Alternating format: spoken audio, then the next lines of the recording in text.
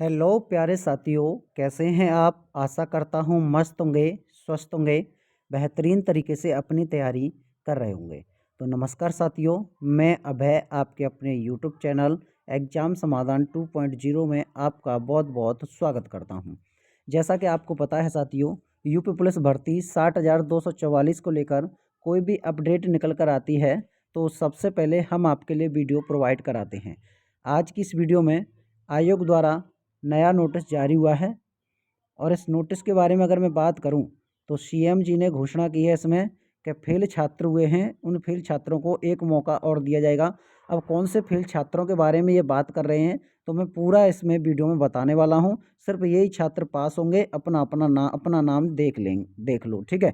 इसमें मैं सब कुछ आपको बताने वाला हूं कि ये सबसे बड़ा मुद्दा है कि फेल छात्रों को एक मौका दिया जाएगा। अब कौन से छात्र हैं जिनको एक और मौका दिया जाएगा, फेल होने के बावजूद भी उनसे कहा जाएगा आप एक बार और इसमें मौका ले सकते हैं, ठीक है।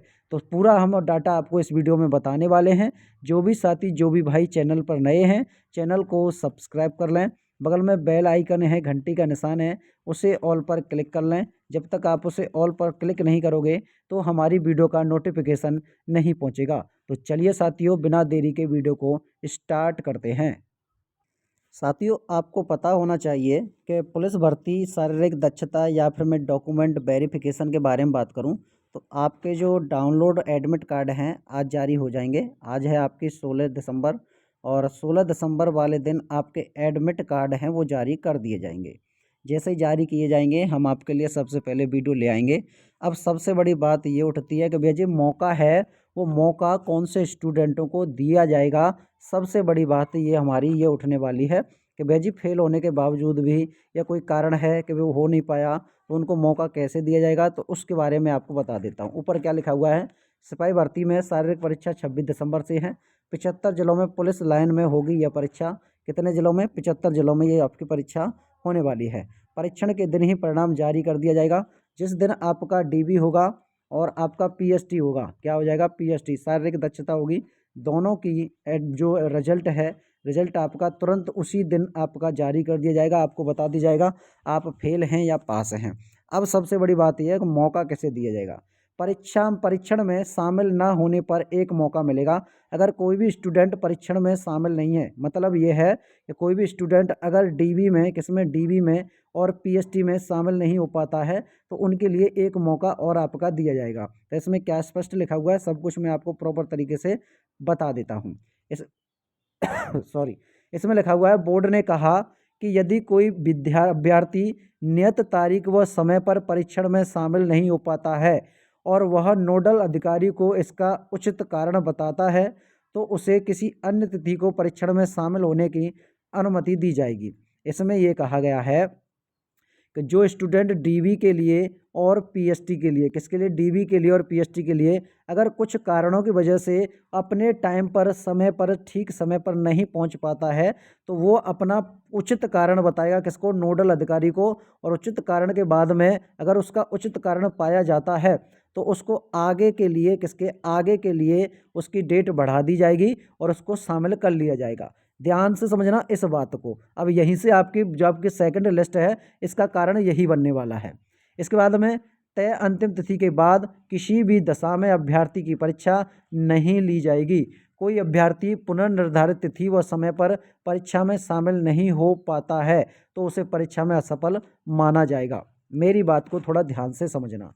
जैसे मेरा भैया जी 26 दिसंबर को पेपर है। कब है? 26 दिसंबर को मेरा डीवी और क्या हो जाएगा? मेरा डीवी हो जाएगा और पीएसटी हो जाएगा, ठीक है। मान लो कि मेरा 26, मैं आपको समझाने की कोशिश कर रहा हूँ, 26 दिसंबर को मेरा डीवी और पीएसटी है। अगर मैं 26 दिसंबर को नहीं पहुँच पाता कुछ कारणों की वजह से, सबसे पहले तो मुझे उचित कारण बताना पड़ेगा कि 26 दिसंबर को मैं इसलिए आपका फिजिकल देने और डीवी देने नहीं आया। इसके बाद में अगर आयोग ने मुझे 26 दिसंबर के बजाय मुझे भैया जी 10 जनवरी को बुलाया, फिर दोबारा से मेरे लिए एक तारीख दे दी कि चलो ठीक है, आपका जो कारण है वो उचित है तो आप 10 जनवरी को आइएगा। अगर आप 10 जनवरी को भी नहीं पहुंच पाते हो तो आपको असफल माना जाएगा, आपको फिर दोबारा मौका नहीं दिया जाएगा। इसका मतलब है ये, ठीक है। अब काफ़ी स्टूडेंट बोलते हैं कि सर सेकंड लिस्ट के बारे में, किसके बारे में, सेकंड लिस्ट के बारे में, कि सेकंड लिस्ट आएगी या नहीं आएगी। आपको पता होना चाहिए कि भैया जी जितने स्टूडेंट उन्होंने इसमें भर्ती में शामिल किए हैं डीबी और पीएसटी के लिए, आपको पता होना चाहिए पूरे के पूरे स्टूडेंट उसमें नहीं जाएंगे, उसमें से 20 या 25% आपके रह जाएंगे और यही कारण बनेगा आपका सेकंड लिस्ट का।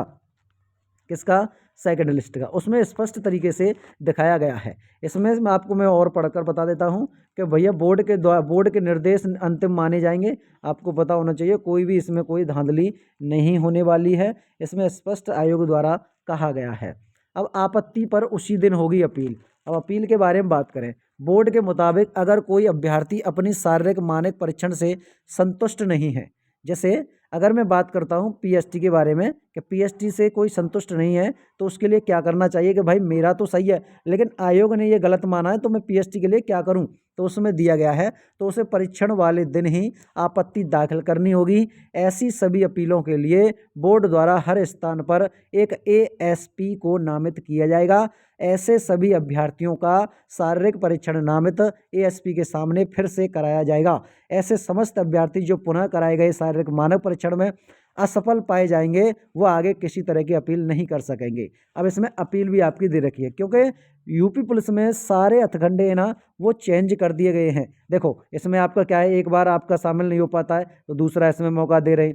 आपत्ति के बारे में बात करें, कोई एक बार आप संतुष्ट नहीं हो, जैसे मैं आपको बता दूं कि आपने पीएसटी में क्या किया, पीएसटी में आपने आपकी जो लंबाई है, लंबाई आपकी ठीक बैठी है, लंबाई आपकी क्या है कि मेरी तो भाई सब ठीक है, लेकिन आयोग ने बताई कि भैया जी आपकी ठीक नहीं है, थोड़ी सी कम है, तो आप इस पर आपत्ति कर सकते हो। और आपत्ति करने के बाद में आप किसके सामने, एएसपी के सामने भैया जी आप इसे दोबारा से आप हाइट मपवा सकते हो, जिससे अगर आपकी हाइट ठीक बैठती है तो आप क्वालिफाई हो जाओगे। अगर आपकी हाइट ठीक नहीं बैठती है फिर भी, तो भैया जी आपको डिसक्वालीफाई कर दिया जाएगा। तो आपके लिए दो दो मौके दिए जा रहे हैं, एक तो परीक्षा में शामिल नहीं होने पर दोबारा मौका मिलेगा, और या फिर आप फिजिकल, वैसे मैं बात करूं पीएसटी के बारे में, न वजन के बारे में, चेस्ट के बारे में, अगर आपकी इसमें कोई दिक्कत आ रही है तो आपको दोबारा मौका दिया जाएगा, आप अपील वहीं की वहीं कर सकते हैं। तो ये दो दो मौके आपके लिए मिल रहे हैं, क्योंकि पहले ऐसा नहीं था, इस बार ऐसा कर दिया है। ठीक है, तो जो मैंने आपको बताना था वो मैंने आपको प्रॉपर तरीके से इस वीडियो में समझा दिया है कि किन स्टूडेंटों को दोबारा मौका दिया जाएगा। और रही बात सेकंड लिस्ट की, तो ये भर्ती क्लियर होने के बाद में स्कोर कार्ड और सेकंड लिस्ट जरूर जारी होगी, क्योंकि बोर्ड ने भी यही कहा है कि काफ़ी स्टूडेंट इसमें अगर डिस्क्वालीफाई होते हैं तो हम सेकंड लिस्ट जरूर जारी करेंगे। तो मैंने उसके लिए एक वीडियो बनाई भी थी, जो बोर्ड द्वारा एक नोटिस जारी हुआ था, उसमें स्पष्ट लिखा था उन्होंने, अगर इसमें से कुछ स्टूडेंट, काफ़ी स्टूडेंट निकलते हैं तो सेकंड लिस्ट प्रॉपर तरीके से जारी की जाएगी। अगर आपको वीडियो अच्छी लगी हो तो वीडियो को लाइक कीजिएगा, चैनल पर नए हो चैनल को सब्सक्राइब करके बेल आइकन प्रेस जरूर कर लीजिएगा। तो मिलते हैं साथियों नेक्स्ट वीडियो में, तब तक के लिए मस्त रहिए, स्वस्थ रहिए, बेहतरीन तरीके से अपनी तैयारी करते रहिएगा। और मैं आपको एक जानकारी और बता दूं, इसमें आपकी जो डॉक्यूमेंट लिस्ट है वो आयोग ने जारी कर दी है, इसमें और दिखा देता हूं आपको। ये है साथियों जो डॉक्यूमेंट की लिस्ट है, इसमें लिस्ट दे दिया गया आवेदन पत्र, क्या क्या डॉक्यूमेंट, व्यक्तिगत दस्तावेज क्या क्या आपके होने चाहिए।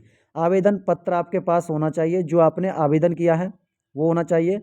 पासपोर्ट साइज रंगीन फ़ोटो होना चाहिए, फ़ोटो युक्त पहचान पत्र होना चाहिए, फ़ोटो युक्त पहचान पत्र होने चाहिए। इसमें आवेदन पत्र के इस बारे में बात करें ना, तो आवेदन करते समय भरा गया आवेदन पत्र का प्रिंट आउट आपके पास होना चाहिए। पासपोर्ट साइज के रंगीन फ़ोटो में रंगीन फ़ोटो होना चाहिए। आकार के बारे में बात करें तो आकार यहाँ पर दे रखा है। और फ़ोटो युक्त पहचान पत्र में मूल फ़ोटो युक्त पहचान पत्र, जैसे ई आधार कार्ड, ड्राइविंग लाइसेंस या पासपोर्ट, इनमें से कोई भी एक आपका चलने वाला है, तो उन मूल की छाया प्रति, मतलब क्या है कि फ़ोटो स्टेट आपके पास होनी चाहिए। ये तो हो गया आपके क्या, कि ये तो हो गए हमारे अलग। अब आते हैं एजुकेशन क्वालिफिकेशन के बारे में कि इसमें आपके पास क्या क्या होना चाहिए। तो देखो इसमें होना चाहिए आपके पास में हाई स्कूल की मार्कशीट, इसमें original passing marksheet along with the क्या है फोटोकॉपी साइंड बाय कैंडिडेट, भैया अपने साइन इस पर होने चाहिए, फोटोकॉपी पर ओरिजिनल आपके पास होनी चाहिए। इसके बाद में हाई स्कूल या समतुल्य आपके क्या है कि पूर्ण अंक पत्र के साथ स्वहस्ताक्षरित मूल अंक पत्र छाया प्रति, कि भैया जी आपके पास एक तो ओरिजिनल होनी चाहिए और आपके उस पर सिग्नेचर होनी चाहिए। ऐसे ही इंटरमीडिएट किए हैं, 10+2 की है, ये आपका ओरिजिनल होना चाहिए, उसकी फ़ोटोकॉपी, उस पर साइन आपके होने चाहिए। अब आते हैं निवास प्रमाण पत्र की तरफ कि निवास श्रेणी प्रमाण पत्र जैसा ऑनलाइन आवेदन में अपलोड किया गया था वैसा ही आपका चलेगा, जैसा ऑनलाइन में अपलोड किया गया था। एससी के बारे में, अनुसूचित जाति के बारे में बात की जाए, अनुसूचित जाति में क्या दिया गया है कि मूल श्रेणी प्रमाण पत्र विज्ञापन में संलग्न निर्धारित रूप नंबर 01 में एक साथ स्व हस्ताक्षरित श्रेणी प्रमाण पत्र की छाया प्रति होनी चाहिए। एक तो आपके पास ओरिजिनल होना चाहिए जाति प्रमाण पत्र, और एक और आपके पास में फोटोकॉपी होनी चाहिए जिसपे आपके साइन अटेस्टेड होने चाहिए। आगे बढ़ते हैं। एससी एसटी का है, एसटी का ओरिजिनल और उस पर साइन होने चाहिए। ओबीसी के बारे में बात करें, उस पर साइन आपके होने चाहिए। तो ये आपके क्या हैं, ये डॉक्यूमेंट हैं।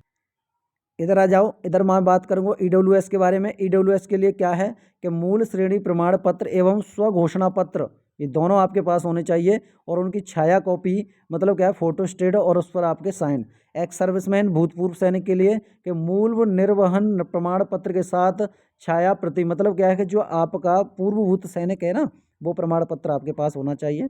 और स्वतंत्रता सेनानी के पास में कि मूल प्रमाण पत्र स्वतंत्रता सेनानी का, और उस पर हस्ताक्षर आपके होने चाहिए। डोमिसाइल के बारे में बात करें, निवास प्रमाण पत्र के बारे में, कि भैया जी निवास, तो निवास के लिए मूल उत्तर प्रदेश निवास पत्र के साथ स्वयं स्थानांतरित निवास प्रमाण पत्र होना चाहिए, या फिर अलग, जैसे आरक्षण का दावा करने वाले अभ्यर्थियों के लिए आरक्षण दावा करने जैसे अलग हैं, अदर स्टेट से हैं, तो अदर स्टेट क्यों का भैया जी अलग आपका निवास प्रमाण पत्र यहाँ पर मांगा गया है।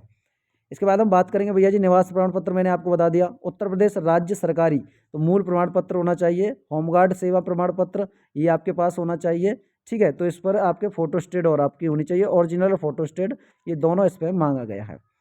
अब बात करेंगे भैया जी यहाँ पर दस्तावेज के बारे में, और यहाँ पर टिप्पणी की गई है। ओ लेवल सर्टिफिकेट है, मूल डॉक्यूमेंट सोसाइटी के प्राप्त ओ लेवल प्रमाण पत्र के साथ स्थानांतरित, अगर आपने ओ लेवल सर्टिफिकेट लगाया तो वो प्रमाण पत्र आपका चलेगा।